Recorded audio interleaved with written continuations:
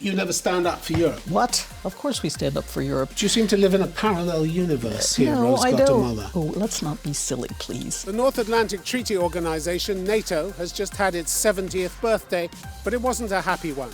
Constant carping by Donald Trump about defense spending has caused bitter resentment here in Europe. My guest this week here at NATO headquarters is Rose Gottemoeller, the organization's Deputy Secretary General.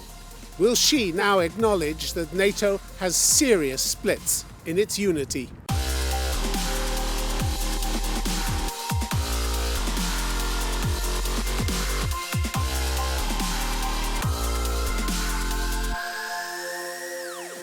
Rose Gottemoeller, welcome to Conflict Zone.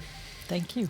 Great to be here. Your boss, Jens Stoltenberg, reminded the world recently that NATO's mission was to provide credible deterrence and defense. The fact is that deterrence is no longer credible and hasn't been for a long time, has it? Why do you say that? We're not in the midst of war. Well, I say that because just 5 months ago, America's National Defense Strategy Commission painted a pretty dismal picture of the US's ability to protect both itself and its allies. The security and well-being of the US, it said, are at greater risk today than at any time in decades. America's superiority has eroded to a dangerous degree, and its ability to defend its allies, its partners, and its own vital interests is increasingly in doubt. That's dismal, isn't it? There are many different views of how deterrence and defense are conducted today. And I think for NATO, the emphasis truly has to be on what we now call the hybrid challenges that are coming at us, many of them associated with emergence of new technologies and accelerated by new technology. Let's look at... The Defense Commission factored those into its report, and it Well, still said good. the US military could suffer unacceptably high casualties and the loss of major capital assets in its next conflict. It might struggle to win a war against Russia or China. That's not good news, is it? Well, what I have to tell you, if you ask me the question about whether deterrence is working or not, I have to say yes, because we do, in fact, here at NATO, work together as 29 nations with the United States to provide for the deterrence and defense of all 29 allies. And we do have challenges. I don't want to sugarcoat the challenges that we face, and particularly the challenges emanating from new technology. But I'm not ready to cry that we're in the midst of disaster. The Secretary-General pointed out that for the first time NATO has combat-ready battle groups in the eastern part of the alliance, 4 battle groups in the Baltic states and Poland, plus additional forces amounting to a brigade. The authoritative RAND Corporation doesn't think much of that either. It says NATO forces are not nearly sufficient to defend a contiguous line and delay a large-scale conventional advance by a mechanized adversary such as Russia. Again, hardly a vote of confidence in the measures that NATO has taken, is it? The 4 battle groups in the Baltic states and in Poland are not meant to hold the line for long. They are precisely that. They're meant to be credible. They are credible as a deterrence and defense tripwire because they bring together forces from across the alliance. Units from every single NATO ally practically are serving in those battle groups. I understand that, but you promised... And so Russia knows that if they step across the line, they will face the entire NATO alliance. But that is why nowadays we are placing our emphasis on reinforcement and readiness and being able to rapidly move troops in behind those battle groups. Well, RAND isn't impressed by that either. It says that given NATO's current posture and capability, including the European battalions and rotational US Armored Brigade combat team, Russia still enjoys a substantial time-distance advantage in the initial days and weeks of a conventional ground campaign in the Baltic states. That's the reality of geography and the fact that Russia does, in fact, sit as the great land power in Eurasia. That's a fact of history. Yeah, but NATO forces are not providing the deterrence that you promised. I don't know why you keep saying that, Tim. Because we are not in the midst of... Yes, you're quoting some reports that have come out, and I'm terribly amused by those RAND reports. You know, I worked for RAND in the 1980s. They said exactly the same thing during the Cold War. So the fact of the matter is... So they make it up. It's just nonsense, No, they don't make it up, but they are repeating, you know, what is based on a reality of the geopolitics and the geography of Eurasia. What we can do is ensure that Russia knows all 29 allies are prepared to act and are prepared to reinforce. And that has proven during the Cold War an effective deterrent, and I believe it proves an effective deterrent today. The impression of an alliance that is no longer credible has been assisted, if you like, by years of war games played out on computers by the Pentagon, a range of defense experts. NATO consistently loses against what it considers to be its main adversary, doesn't it? Well, I think the best thing you can say about exercises of all kinds is that they are meant to stress test. Stress test until we understand where our weaknesses lie and what we have to do better. I was present this fall when we had our big Trident Juncture exercise, which was not a computer exercise. It was a big combined arms exercise up in Norway, and it showed that it had been a long time since the alliance had reinforced across the North Atlantic. There were problems that emerged in the course of that. It took its eye off the ball. Well, we saw the end of the Soviet Union, and everyone decided, and it was a good thing. The last tank of the United States left Europe in 2013. We saw that as a good thing. But then after 2014 and the aggression against Crimea, the seizure of Crimea, the destabilization of the Donbass, we had to think again about deterrence and defense. There must be urgency, mustn't there? Because last month, I'll give you an example, a senior researcher at the Center for New America's Security, David Ochmanek, who you probably know, I know him said well. rather graphically that when the simulations were run against Russia and China, America gets its backside handed to it. He put it slightly differently. I've just adjusted it. We usually fail, he added, to achieve our objective of preventing aggression by the adversary. Do you think Moscow hasn't noticed that as well?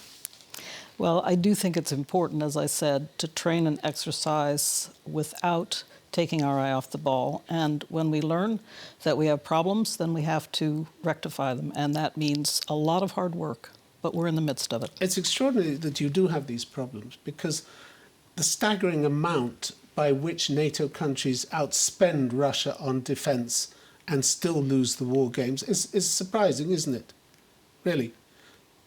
When you think that the alliance's combined economic strength in 2016 was about 31 times that of Russia's. What are you doing with the money? If you're not getting value for money, are you? I'm asking the question as to whether the problems you describe are actually the problems that you have. I'd be very interested to see how the Russian General Staff trains and exercises. I'm sure they also train to stress themselves until they fail, and then they have to work on their problems. So I think we have to consider what the challenges on both sides are. And in the case of NATO and its allies, the United States and its allies, I see capable forces that are adjusting to the modern warfare and are moving rather, I would say, flexibly and with speed to do so. I'm not always sure I see that in the Russian armed forces. Despite a NATO advantage of more than $750 billion spent by the alliance's combined military forces in a single year, I'm talking about 2015, you would struggle to win a conflict with Russia. How is that possible when you outspend them to this enormous degree? Well, again, I'm not accepting the basis of your hypothesis. I'm not sure that we would actually lose because, again, we have a great deal of flexibility and adaptability. That's why NATO has succeeded all these years. We have been able to adapt to new challenges when they come at us. You think it's succeeding when in 2008 the Russians took a bite out of Georgia after a lightning strike? I know it wasn't a NATO member, but it was a NATO partner. In 2014 in Crimea, you mentioned, they moved in, seized it. Since 2014, Russian forces, either regular or contract troops, have been operating with pretty near impunity in eastern Ukraine. 10,000 people have died. So NATO's claim that it's been keeping the peace isn't quite true, is it? I think it is important to point out that Article 5 of the Washington Treaty applies to allies. That's the famous all for one and one for all part of the Washington Treaty. That is the core of our defense alliance. Where Georgia is concerned in 2008, that was an enormous wake-up call. And 2014 represented a sea change for the alliance. You didn't see it coming in 2014. Not only in terms of a wake-up call in Ukraine, but also the fact that Daesh, the rise of ISIL, and the establishment of the Caliphate in Mosul that year brought the fight against terrorism and violent extremism into sharper focus as well. So we did have a wake-up call in that period, and I think it has led to huge change in the alliance, not least of which was a huge change in our defense spending and a look at what we really need today to counter both of these kinds of challenges. But despite the fact that you provide Ukraine with what Jens Stoltenberg called strong political and practical support, it makes no difference to what Russia's moves are in the military field in that area, has it? It's strengthened its naval forces, it's built up its tanks, according to the Chief of Staff, Ukrainian General Staff, last year. They built up tanks along the border. They're not being deterred by your strong support, political or otherwise, for Ukraine, are they? I think they've taken notice. We have put quite a bit into training, but I want to give credit to the Ukrainian armed forces themselves. They have been doing a lot to professionalize and develop their capability and capacity over the last 6 years. That has really been impressive. And so they, working together with us and also with individual NATO allies, have been making a difference to hold the line. But you continue to dangle NATO membership as a carrot in front of them without giving them a timetable for it. Without a timetable, it's meaningless, isn't it? Well, let's have a moment to talk about that. In 2008, at the Bucharest summit, 4 countries spoke about their aspirations, and NATO agreed that they would be in the line to have NATO membership. Those countries included Ukraine and Georgia. But we have been very clear that both of those countries are still on the path of reform. We have to ensure that when countries are ready to enter NATO's door, they are ready to contribute to security and defense in the alliance, but also to come up to certain standards of democratic principles. So what are you waiting for, until Moscow has taken another bite out of eastern Ukraine? No, what we're waiting for is to see them come up to a certain level of readiness for NATO membership. NATO allies have reiterated, Jens Stoltenberg said, a decision we made some years ago that Ukraine will become a member of NATO. That's the Bucharest summit decision. And that still stands, Yes. at some point, at some time. It's up to Ukraine to decide who their security relationships will be with. That's an important principle from our perspective. I have to say, though, it's also very important that all NATO allies be ready to accept them, and that means seeing a level of reform and development in their not only armed forces, but also in their democratic practice. Let's talk about NATO's 70th birthday, which has just come and gone. It wasn't the happiest one, downgraded to foreign minister level instead of the usual heads of government. You disagree on many issues. That from your Secretary General. Hardly ideal in an alliance that claims its strength rests on unity, is it? The Secretary General had a wonderful speech before a joint session of Congress. The first time any leader of an international organization has had that honor. It was a great day. But we haven't finished with our celebrations, Tim. There will be a leaders' meeting at the end of the year in London in December. Heads of state and government will celebrate NATO's 70th anniversary. Let me put it bluntly. The problem is that many member states don't trust Donald Trump, do they, and his commitment to NATO. And why should they? I mean, he's done everything he could to undermine trust, that he's 100% behind it. You know, I haven't seen that. Clearly, Donald Trump has shaken things up. There's no question about it. He's gotten all It's a bit more than that, isn't it? He's gotten all the allies to sit up and take notice because he was very concerned about the lack of fair burden sharing inside the alliance. And he wanted allies to pay more. In his inimitable way, he got everybody to pay attention to the necessity of putting more money into their defense budgets. That's a good thing. We'll come on to the funding in a minute, but I want to just say that 10 days ago it fell to William Burns, former State Department advisor to 5 US presidents and one of the most respected US diplomats over the last 30 years, to point out that Trump's unilateralism is doing Vladimir Putin's work for him by widening the gap between the US and Europe over climate change, Iran, Brexit, and NATO. That's a serious charge from a serious, highly placed person over Bill Burns is many indeed years. very serious. Yes, he is. But what's your question?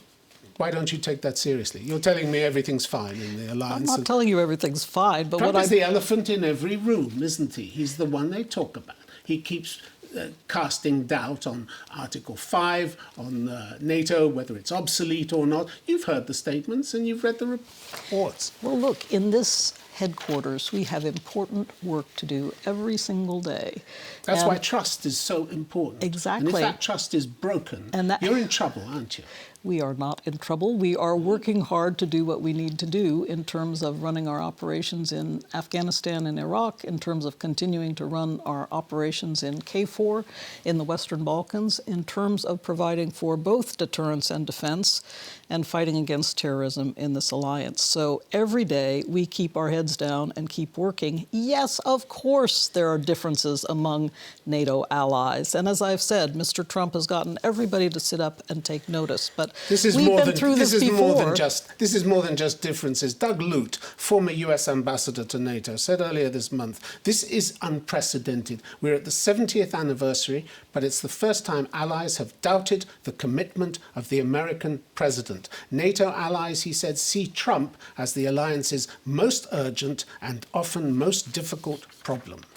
Well, again, highly placed, influential, well-informed people. Indeed, Doug Lute is as well. But I don't need to agree with all my friends and colleagues on the outside. What I see is how NATO is working day in, day out to make a difference to our deterrence and defense, and that includes fighting terrorism. Do you seem to live in a parallel universe here, Rose Gottemoeller? I don't. How do you say parallel universe? Look at the House of Representatives. They had so little confidence in Trump's intentions towards NATO that last year they had to pass a law with bipartisan support stating that it's US policy to remain a member of NATO and prohibiting funds to be used to withdraw from the alliance. So little confidence do they have in their president's commitment to NATO. Hooray! I saw that as a great expression in Washington of bipartisan support for NATO. And I saw it when we were there 10 days ago for the 70th anniversary. NATO is well supported across both sides of the aisle. That's a great thing. Yes, why are you criticizing that? And not by the president. Well, I don't know about that because, actions speak louder than words. Since the president has come into office, the United States is spending $40 billion more on the European Reassurance Initiative, putting more capability and capacity into Eastern Europe to help in our deterrence and defense tasks against Russia. So I see the reality. And this at the same time as senior administration officials told the New York Times on several occasions last year that the president had said privately he wanted to withdraw from NATO. A move, let's face it, that would destroy the alliance, wouldn't it? You think reports like that, shedding doubt on America's commitment, don't damage the alliance? They do. They're corrosive, aren't they? Well, what I would say to you is that it's perfectly natural for all kinds of issues to be discussed and debated in the White House as elsewhere. But what we see is the reality and the practicality of U.S. support to NATO. Angela Merkel has said Europe can no longer rely on the United States and must take destiny into its own hands. So they're not convinced. So if the whole idea is to spread confidence in NATO and its solidity, it's not happening, is it? Well, if Angela Merkel and the other European leaders step up and provide more funding and more capability for the alliance, that's all to a good thing. This gets at this debate about European defense capability and European spending on their own defense. Hooray, I say. That's a great idea. It contributes to what NATO needs to do. It doesn't compete with it. Let's talk about the funding issue, because this row over defence spending has gone on and on. Donald Trump's endlessly repeated complaint that his NATO allies haven't spent enough on defence and owe the US a lot of money for the shortfall, which of course is false, isn't it? Because they don't owe the US any money, do they? Let's clear that up now, shall we? It's worth having a bit of truth about this, isn't it? Well, from our perspective, it's been really good that since we faced that watershed year of 2014, every single ally turned around and stopped the cuts in defense spending. They don't owe the US any money, do they? Let's look at exactly what... Why don't we look at facts, Rose Gottemoeller? Let's look at what the allies are doing, which is spending more on their defense. Can you not answer a straight question? What I have to tell you is the way we look at this question is each ally should be spending 2% of GDP on defense and 20% of that amount on acquiring new capability and capacity. Why That's do you refuse the to answer the question? Wales Defence Investment Pledge. You never correct these falsehoods, do you? There are falsehoods which Donald Trump has put on the record, which, namely, that West European allies owe the US a lot of money for the shortfall. The fact is they don't. Ivo Dalda, former US ambassador to NATO, said, no one owes the US any money, nor is the US spending more because allies are spending less. US defense spending is a national decision and is determined by US national security and defense needs. True or false? Well, I think it's true for every country across the alliance that they need to spend what it is in their interest to spend, and that is on adequate, sufficient capability and capacity. They need to get rid of obsolescent equipment, they need to modernize, they need to pay to train their troops. They need to do what is in their interest for their defense. And that's the most important thing, Tim. This is all Truth in their is country. a pretty important thing, and you would think that would be valued a little more in an alliance, a military alliance, which might take 29 countries to war sometime, particularly when the commander-in-chief of the largest force says many countries in NATO owe us a tremendous amount of money for many years back. That simply is not true. If we can't even acknowledge that, then NATO is seriously in trouble, isn't it? I think we have perhaps different views of what the truth is. The truth to me is when the allies are acquiring real capability and capacity to contribute to our mutual defense. Well, on the subject of these contributions, it was left to Germany's defense minister, Ursula von der Leyen, to rebuke Trump and reminded him, point in terms, it's not just about cash. Decency and dependability are also valuable contributions. The clear implication being that Germany hasn't seen enough of those contributions elsewhere in NATO, has it? Decency and dependability. I would add honesty to that, wouldn't you, since you're allowing so many falsehoods to stay on the record. Yeah. Oh, let's not be silly, please. But let me say that, in fact, the Defense Investment Pledge is acknowledged to be made up of several different components. Cash, yes, indeed, but also contributions and capabilities, and those come in many, many forms. And in fact, Germany is a very good example of where they are putting new facilities on the table. We need to do a lot more on military mobility, on our ability to reinforce, and they are putting in place a new mobility command in Ulm in Germany. Great example of how they are contributing to the alliance. Yeah, so it's not the one-way street that Donald Trump likes to claim it is. Europe contributes enormously to America's own warfighting capabilities, doesn't it? Providing bases, transport systems that allow it to project force in other regions where it wouldn't be able to, without those NATO facilities. But that, again, is never acknowledged, is it? And you never stand up for Europe.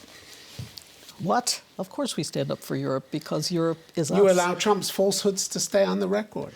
Well, I think we have been clear. But Europe owes money to the US when it clearly doesn't. In telling it like it is. In the time we have left, I'd like to talk to you about the values of this alliance, particularly in NATO's relations with the Middle East and Gulf countries. You've been conducting dialogues with them for many years. NATO is up for providing assistance, it says, to participating countries in the areas of security, institution building, civil-military relations. This is a very warm NATO embrace for several brutal and autocratic countries, isn't it?